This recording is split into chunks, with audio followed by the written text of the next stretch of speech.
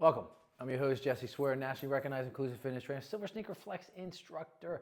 Find out more about me, visit my website at www.jesseswear.com and utilize science to master your fitness, as I have Kia that's trying to utilize the rug to master her flossing of her teeth. Kia, no. That's what happens when you move the ottoman out of the way. Hopefully she settles down and sits down. Today, I do have a SilverSneakers Enerchi Chi. And it's going to be a tutorial. And it is going to be a crescent moon rotation, but what we're going to do with that crescent moon rotation is we're going to move with that crescent moon rotation. So we're not going to be, say, in a stationary position or a stationary horse stance position. We're going to move into L stances and walk through this entire corridor right here in order to work on balance, right? And movement, and take our movements to another level. Now, we're not going to be utilizing weights. You kind of want to move things out of the way, and you want to be really careful when you do this, working on clearly the form of those hands and the footwork as well. Especially for me, since I do have a rug in front of me, it's better to be able to do this without any type of rug or any type of trip hazard in your way. So a flat surface would be better to do this, especially since we are moving through it. So I'm going to start in a nice horse stance, right? And I'm going to take crescent moon rotation, right? You saw that. However, what I'm going to do initially to get my crescent moon rotation is I'm going to be in this horse stance, but my next crescent moon rotation, right, as I take that right underneath the left, is I'm going to step out with my left foot, crescent moon rotation, like that. So if I look down at my feet, I'm on a diagonal. I'm almost in that L stance, and then I'm going to take the right and left and step again. So I'm in a diagonal again. If I look at my feet, I'm almost in that L stance, and I'm just going to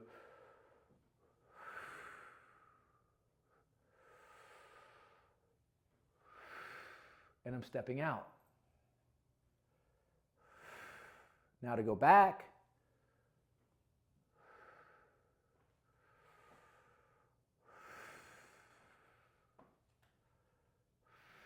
and then forward,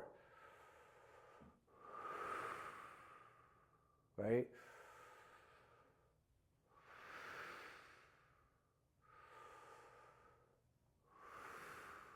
And then back.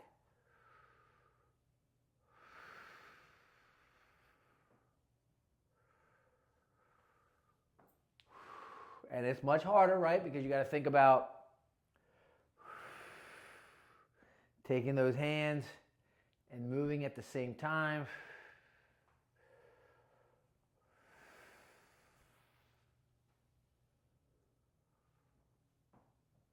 So make sure you have enough room to do this. Step.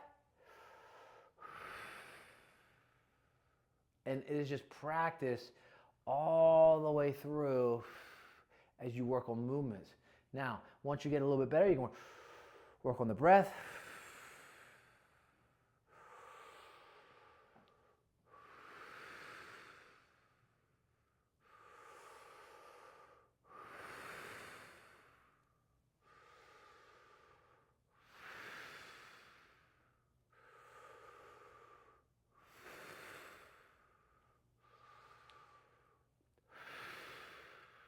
And again, feet, L position. Every single time as you step back and I look down, my feet are basically in an L position. As I walk through this motion. So when I go back, I'm putting a lot of that weight on that right side, putting a lot of that weight on that left side.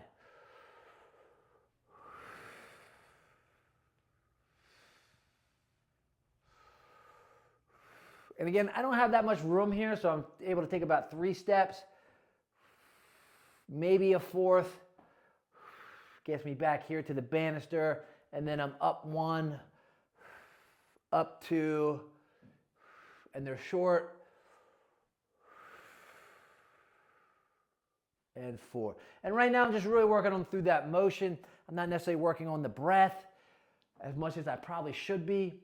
But again, try to take this class work on those movements back and forth. And then what we'll do on the next one is we'll try to take this to a different level with those breaths.